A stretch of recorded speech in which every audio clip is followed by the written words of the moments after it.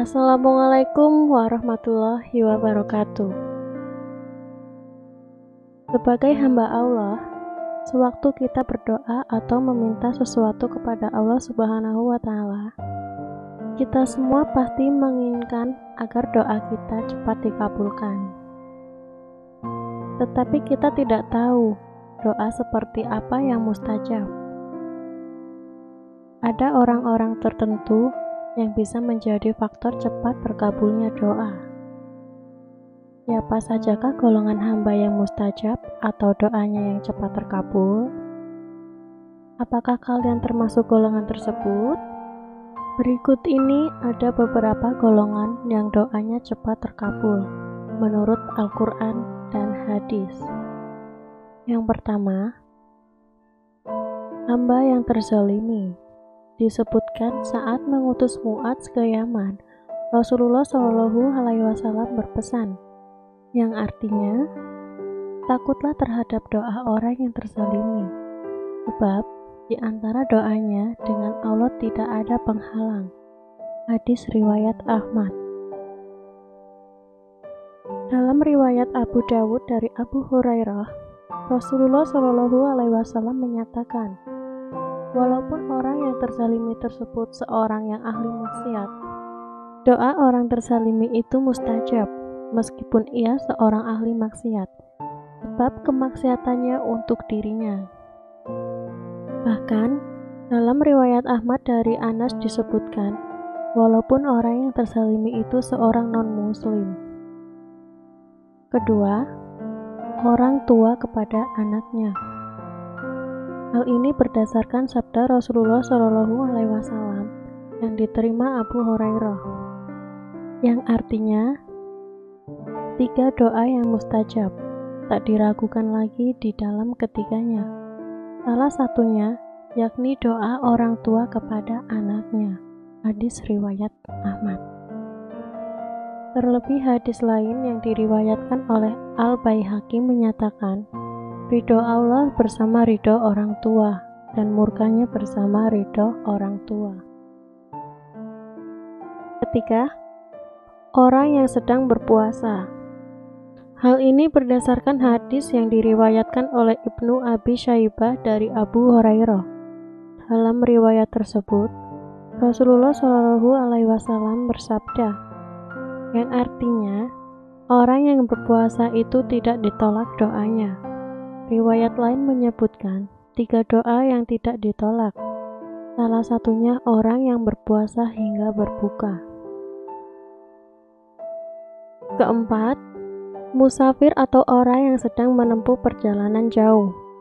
Abu meriwayatkan bahwa Rasulullah Shallallahu Alaihi Wasallam bersabda, yang artinya 3 doa yang mustajab, tak diragukan lagi di dalam ketiganya. Salah satunya yakni doa musafir. Hadis riwayat Ahmad. Kelima, orang yang sedang mengalami kesulitan. Hal ini berdasarkan ayat Al-Quran yang artinya, siapakah yang memperkenankan doa orang yang dalam kesulitan apabila ia berdoa kepadanya? Keenam, seorang muslim yang mendoakan saudaranya di belakangnya. Hal ini berdasarkan hadis riwayat Muslim dari Abu Ad-Darda. Rasulullah Shallallahu Alaihi Wasallam menyatakan, yang artinya, tidaklah seorang hamba muslim mendoakan saudaranya yang ada di belakangnya, kecuali malaikat berkata, engkau berhak mendapatkan seperti apa yang kau pinta. Maksud di belakangnya menunjukkan ketulusan dan kejernihan niat orang yang mendoakan kepada orang yang didoakan. Terlebih, dalam riwayat lain disebutkan, sesungguhnya Allah akan menolong seorang hamba selama hamba itu menolong saudaranya yang muslim. Ketujuh, anak yang saleh dan berbakti kepada kedua orang tuanya.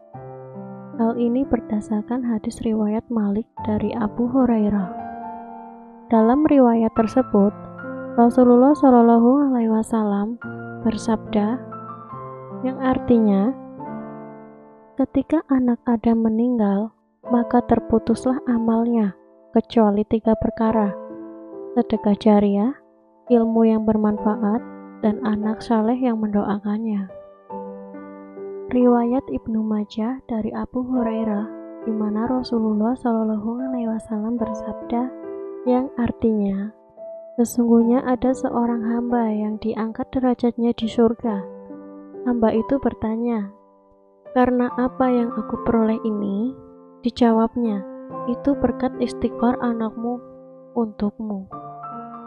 Kedelapan, orang yang tidur dalam keadaan suci dan berzikir mengingat Allah. Sesuai dengan hadis riwayat Ahmad dari Mu'adz bin Jabal, disampaikan Rasulullah Shallallahu Alaihi Wasallam, yang artinya, tidaklah seorang muslim tidur dalam keadaan berzikir dan suci, kemudian terbangun di waktu malam dan memohon kebaikan dunia dan akhirat, kecuali Allah akan mengabulkan permintaannya.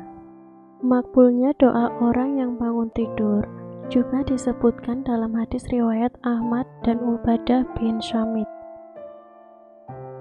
Rasulullah Shallallahu Alaihi Wasallam menyebutkan bahwa siapa saja yang terbangun malam itu lalu membaca La ilaha illallah wahdahu wa syarikalahu lahu mulku walahul hamdu wa huwa ala kulli syai'in qadir subhanallah walhamdulillah wallahu akbaru wala haula wala quwata illa billah.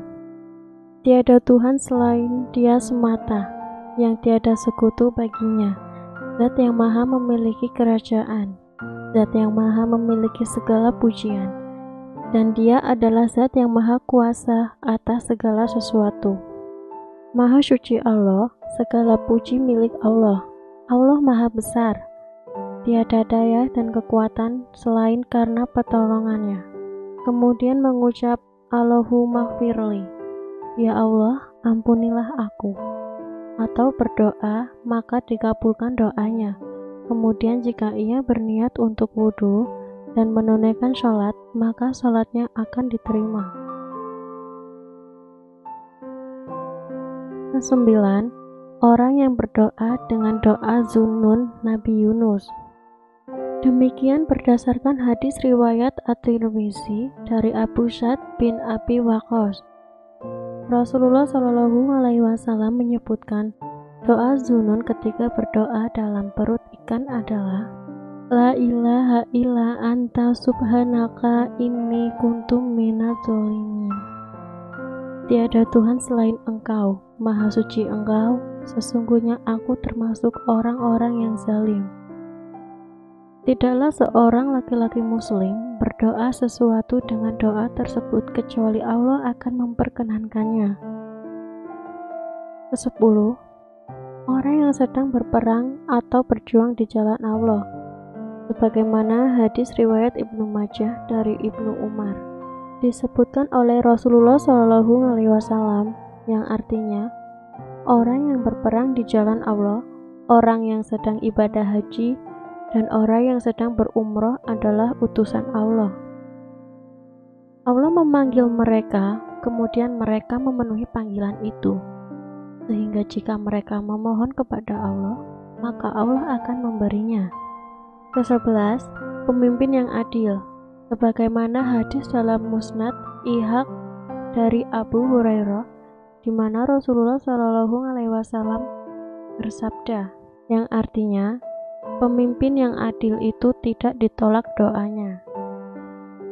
Ke-12, orang yang banyak mengingat Allah, sebagaimana hadis berikut, yang artinya 3 golongan yang tidak ditolak Allah doanya.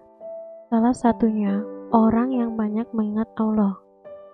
Hadis riwayat Al-Baihaqi. Ke-13, orang yang dicintai dan diridhoi Allah. Ini berdasarkan hadis dari Abu Hurairah. Rasulullah Shallallahu Alaihi Wasallam menyebutkan bahwa Allah berfirman, yang artinya, siapa yang menentang seorang waliku, maka aku menyatakan perang kepadanya.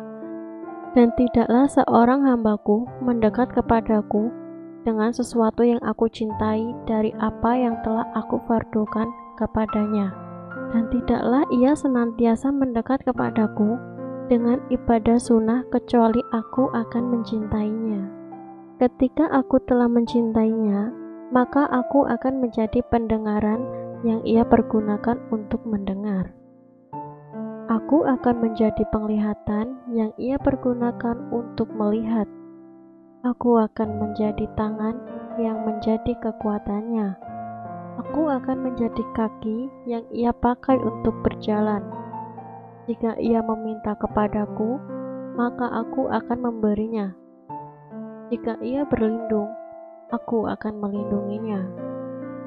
Demikian sebagaimana yang diriwayatkan oleh Al-Bukhari. Terima kasih yang sudah menonton video ini. Semoga bermanfaat. Sampai jumpa di video selanjutnya. Wassalamualaikum warahmatullahi wabarakatuh.